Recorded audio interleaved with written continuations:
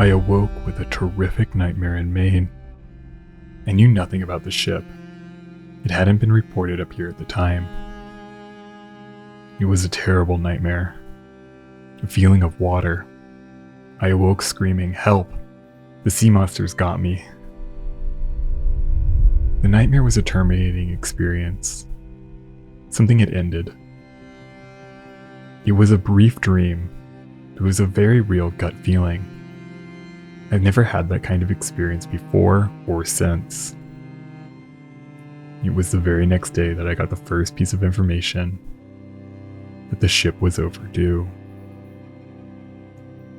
Reverend Granville Henthorne, father of Mark Henthorne, third engineer on the SS Poet. Henthorne wasn't the only one who experienced a prophetic dream about the ill-fated SS Poet.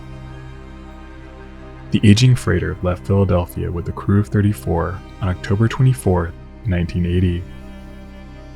She was never heard from again. There wasn't even a distress call. It was the first time in nearly 20 years that a US-flagged vessel vanished without a trace.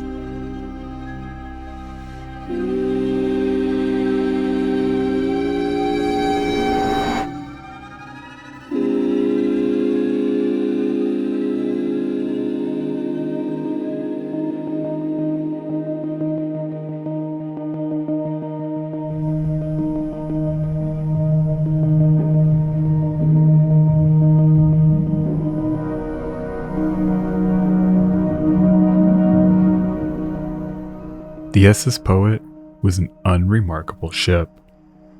Initially designed to carry troops in World War II under the name USS General Omar Bundy, by 1980 she was well into her second life serving as a bulk cargo carrier. Many of her former fleetmates had already been scrapped, but a select few carried on. With proper maintenance, their simple design could in theory sail for decades. Instead, the Poet's various owners routinely put off key repair work and carried out only what was absolutely required to keep the aging ship compliant. And even still, she was exempted from several modern safety regulations mandated by the 1974 Solis Convention. In early August 1980, the Poet sat in Corpus Christi, Texas, waiting as Hurricane Allen bore down on the city. The old ship was well past her prime, but with the right preparations, the storm posed little threat. Just a few months prior, on May 6th, the Poet passed her biennial Coast Guard dry dock safety inspection.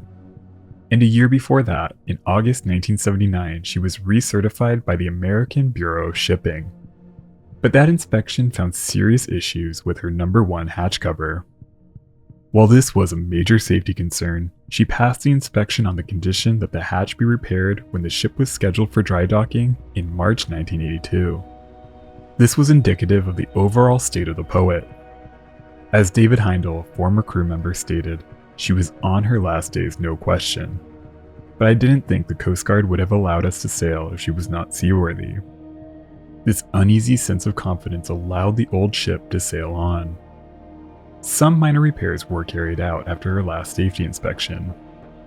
Following the Coast Guard's mandate, repairs were made to her boilers, main deck, and fire hose assemblies.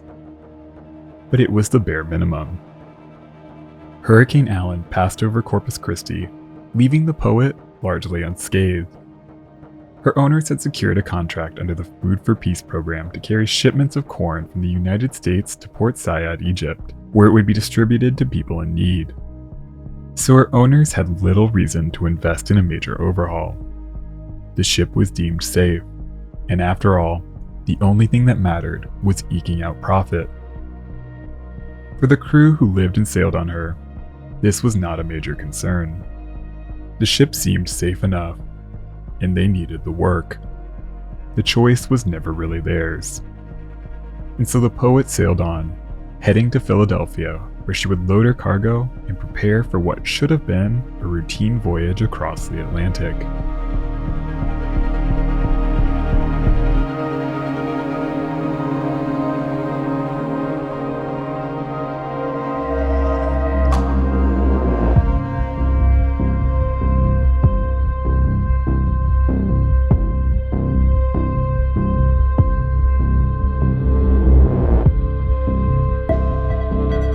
World War II presented a problem for the United States.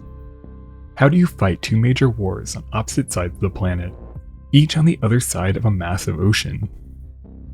Combating Nazi Germany and Imperial Japan demanded the ability to quickly and efficiently transport troops and equipment all over the world. Workers across the United States banded together to produce a truly astonishing number of new vessels. Shipyards across the country buzzed with activity, constructing everything from simple Liberty ships to massive new aircraft carriers. 81 Type C-4 class ships, the largest cargo ships built by the United States Navy during World War II, were built between 1941 and 1945. 30 of these ships were specifically designed to carry troops. This variation was called the General G.O. Squire class transport. In 1944, the hull of AP-152 was laid down at the Kaiser Company shipyard in Richmond, California. These simple ships were designed to be built as quickly and efficiently as possible.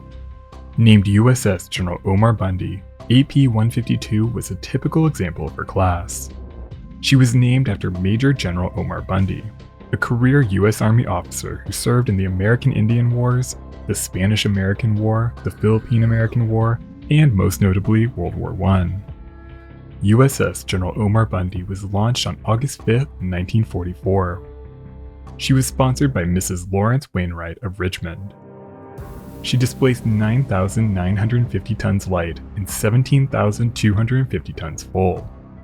She measured 522 feet 10 inches or 159.36 meters in length, with a beam of 71 feet 6 inches or 21.79 meters. She was operated by a complement of 356 officers and enlisted men, and could carry up to 3,823 troops. She was powered by a single-screw steam turbine that could produce 9,900 shaft horsepower and achieve a service speed of 17 knots. After a brief fitting out period, USS General Omar Bundy entered service on January 6, 1945, and immediately went to work. She departed San Francisco Bay on March 10th with 2,700 sailors and mariners bound for Pearl Harbor, Ulithi, and Guam. After returning 1,700 troops to San Francisco, she sailed for the Atlantic to redeploy troops to the Pacific as the war in Europe came to an end. Throughout the final months of the war, USS General Omar Bundy transported troops all over the world. By the time she entered service, the Japanese and German navies were in shambles, and an Allied victory was inevitable. So while transport missions only a few months before would have been tense affairs, these late war voyages were mostly uneventful. After the war, the Omar Bundy continued repatriating troops until she was decommissioned on June 14, 1946. Following a very brief layup, she was transferred to the War Department on August 30, 1946, and spent the next 2.5 years repatriating troops, transporting refugees, and carrying personnel all over the world. But by the end of 1949, the displacements caused by World War II had mostly been settled, and transports like the General Omar Bundy no longer had a purpose. She was decommissioned on December 12, 1949, and transferred to the National Defense Reserve Fleet. She was mothballed in the James River in Virginia, where she would remain for the next 15 years.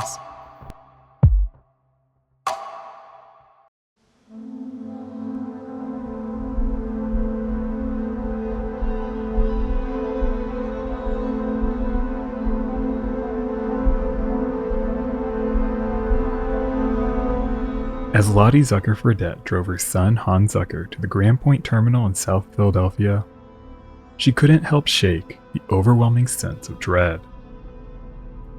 There was no reason to worry about this upcoming voyage. Her oldest son was at a crossroads. He recently dropped out of SIU's quartermaster training program, and he was more interested in following the Phillies than facing the realities of planning his future.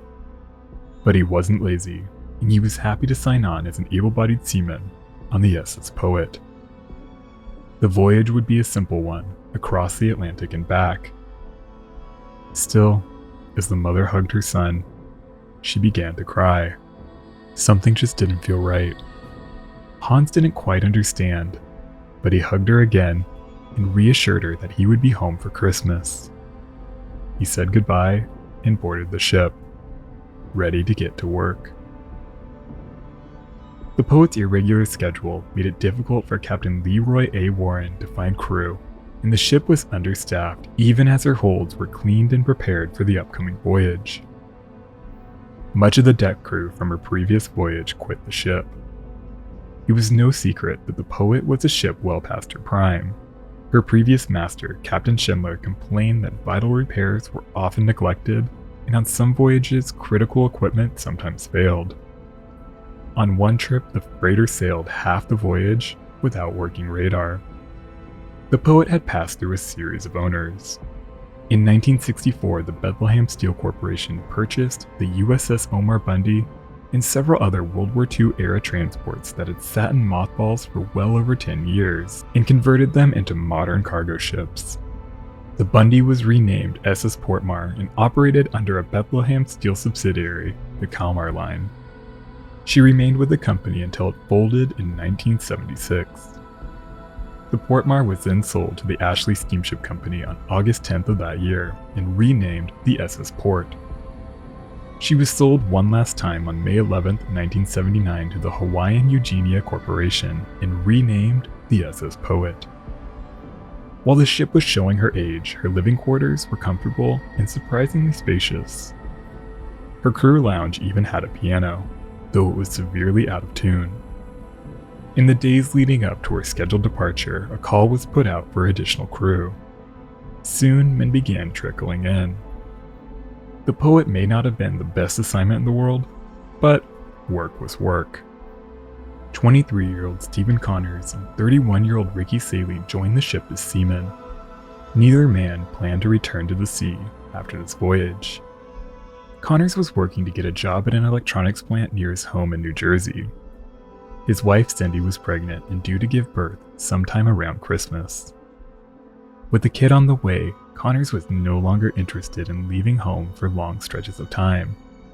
He would earn a bit of money on the poet, and he would be home in time for the birth of his child. Ricky Saley planned for a 20-year career with the Navy. He spent 12 years sailing throughout the world, but a knee injury led to a medical discharge and an uncertain future. He returned to Ohio, but the recession made it difficult to find work. He eventually relocated to his wife's hometown of Philadelphia and applied for a job at the Philadelphia Navy Yard. But the hiring process was slow, and in the meantime, he took work on various ships. By the time he signed on with the poet, he had secured an interview with the Navy Yard.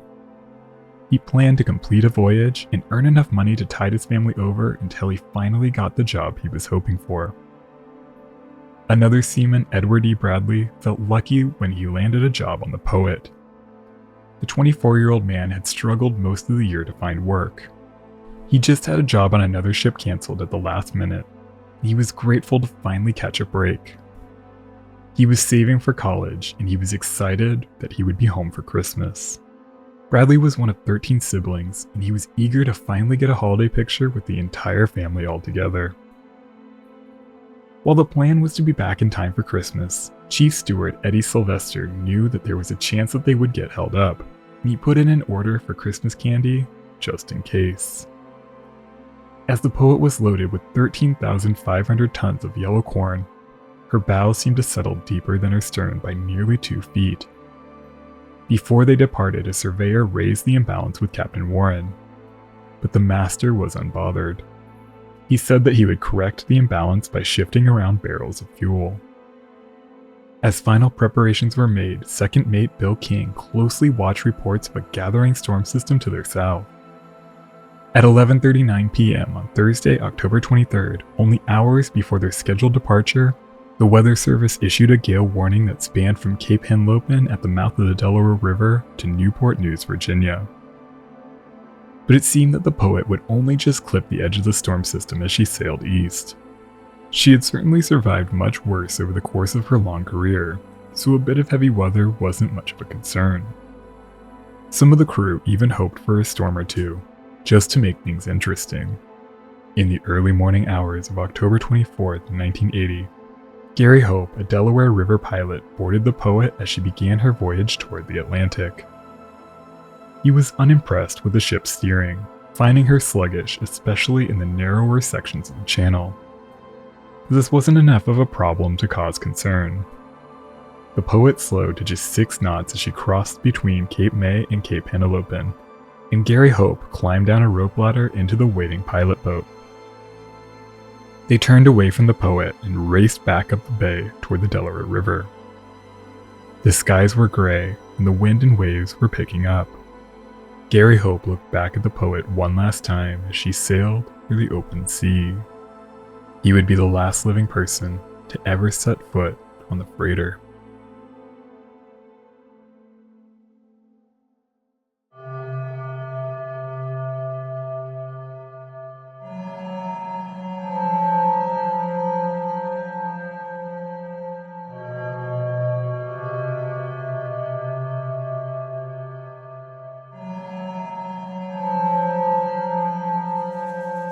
Just before midnight on October 25, 1980, Carl Johnson, the weekend operator at marine radio station WMH in the Dundalk Marine Terminal in Maryland, was reaching the end of an uneventful Saturday when he suddenly heard a ship's alarm signal crackle over his radio.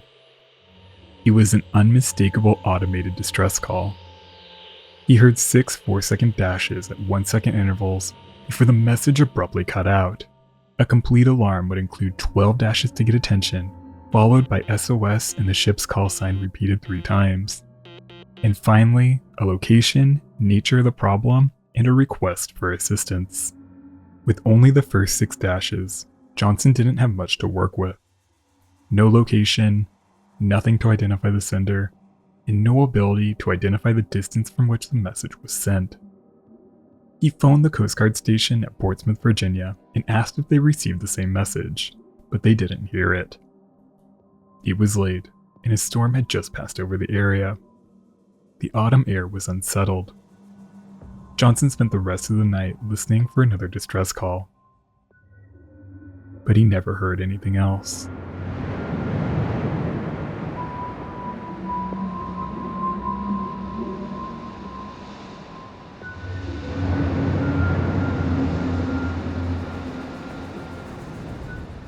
Two days prior, on Friday, October 24th, as the Poet sailed clear of the eastern seaboard, her radio operator Joseph Vinek made 2 official calls, standard for any voyage.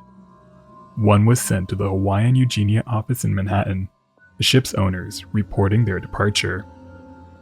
The second message was sent to the U.S. merchant vessel locating system via a Coast Guard station in Puerto Rico, reporting their location and destination. The call ended with a request to pass on this information to the Automated Mutual Assistance Rescue System, a voluntary worldwide reporting system that tracks ship positions in order to coordinate a response in the case of an emergency. Both of these systems only take incoming calls. They did not actively check in with vessels or put out any type of alert if they failed to report. Once underway, the Poet was only required to send an update to the ship's owners every 48 hours to report their location, heading, and condition. She was also capable of making less formal calls. On Friday evening, third mate Bob Gove called his wife from the bridge. The conversation was casual and barely even mentioned the voyage aside from their destination in Egypt. At the time, the Poet was almost certainly facing rough weather. She was approximately 250 miles into the Atlantic, and numerous other ships in the area were fighting through a storm with 73-mile-per-hour winds, 30-foot waves, and reduced visibility. These conditions were rough, but they were hardly anything that could seriously threaten a ship like the Poet. Other ships in the area, like the Columbia, took a beating, but the storm weakened considerably throughout the day on Sunday, and by Monday morning, the sea was calm, and the Columbia, just mildly bruised by the storm, continued on to the same port in Egypt that the Poet sailed for. Over 48 hours had passed since the last time the Poet sent an update to their owners, but no one took much notice. Chatham Radio sent a routine message on behalf of their owners to check in with the ship, but they received no reply from the Poet.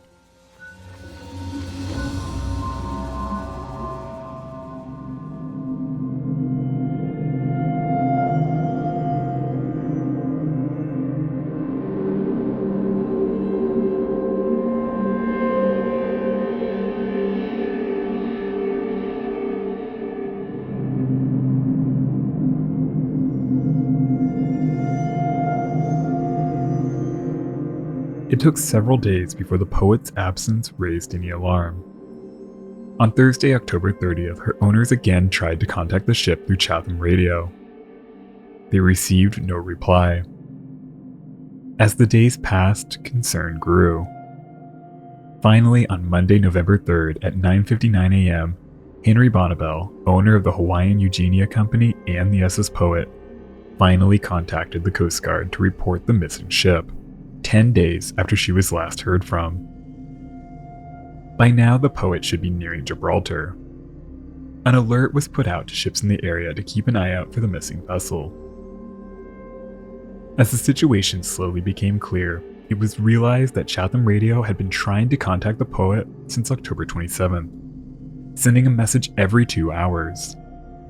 85 calls in total. Not a single one was answered.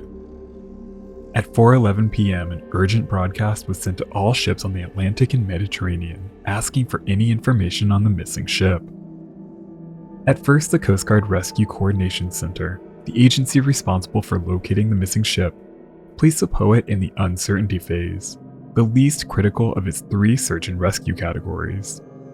This was because a ship of the Poet's size was almost never lost without first sending a distress call or at least an automated emergency signal.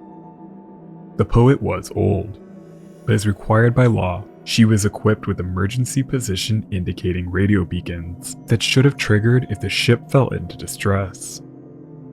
While considerable sea and air traffic capable of receiving these beacons had passed over the Poet's route, no identifiable emergency signal was ever detected. The Poet was not due in Egypt for another 5 days. So at first it seemed far more likely that the ship experienced a radio malfunction or maybe a power failure, which would warrant a less urgent response. But as the days ticked on, RCC staff began to worry that the situation was more serious. They learned that in addition to keeping in contact with their owner, the Poet never missed her check-ins with USMER, but they failed to make their scheduled call on the 26th. It was also realized that the Poet passed through the worst of the storm just after she was last heard from. By November 7th, it became painfully clear that the situation was more serious than initially thought, and a call was put out to begin a search for the missing ship. Over the coming days and weeks, 9 aircraft covered a total of 393,000 square miles, searching for any traces of the Poet and her crew. But not a single sign of the ship. No life raft, no debris. Nothing was ever found. The Poet simply vanished. On November 11th, a Navy plane picked up a faint distress signal, but they were unable to locate its source before they were forced to turn back to refuel. There were other fleeting clues. On November 15th, a small oil slick was spotted 1,200 miles off the east coast, but this seemed to vanish as quickly as it appeared. Another plane spotted a small orange object floating in the sea that they thought could be a life jacket, but no one on the surface was able to find or identify the object or figure out where it came from. The Atlantic is vast and enigmatic. These faint clues could have been anything. Family and friends of the 34 men on board waited anxiously for updates.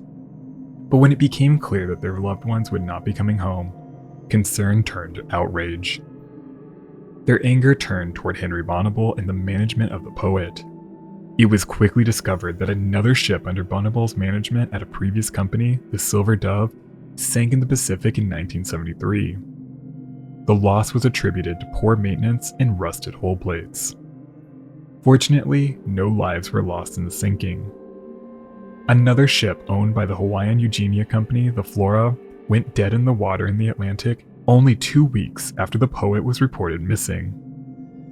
Ironically, the drifting ship was discovered by the SS Penny, the Poet's nearly identical sister ship, also owned by Bonnabel.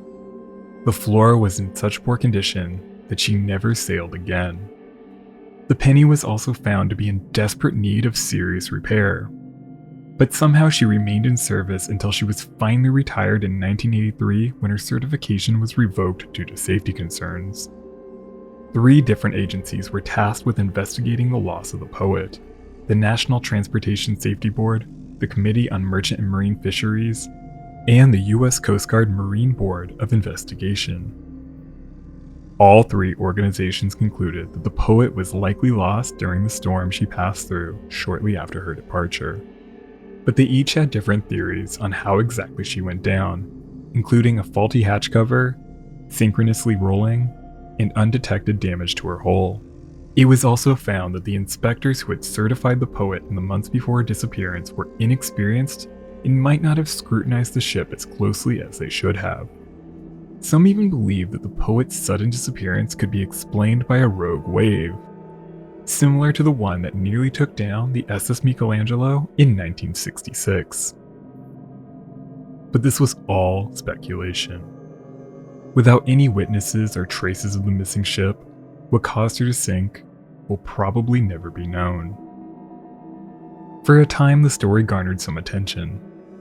A popular theory posited that the ship was either hijacked, involved in drug smuggling, or even played a role in the Iran-Contra affair. But there's absolutely no evidence to back up any of this tabloid speculation. It seems far more likely that the poet was an aging, poorly maintained ship that finally fell to the punishing conditions of the North Atlantic. Henry Bonnable and his company faced no consequences for the disaster. In 1981, he collected a $4 million insurance payment for the missing ship. The following year, he was awarded a $25 million government contract. He continued working in merchant shipping until his retirement. He died at the age of 95 in 2015.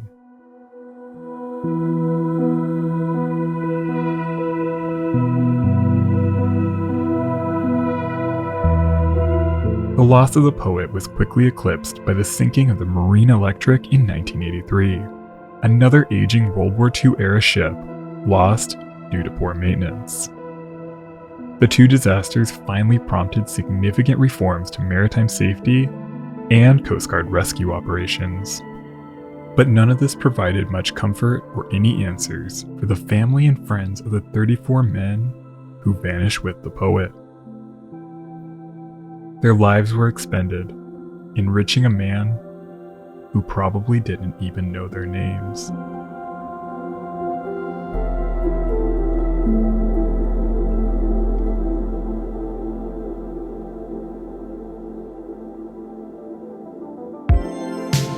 Thank you so much for watching.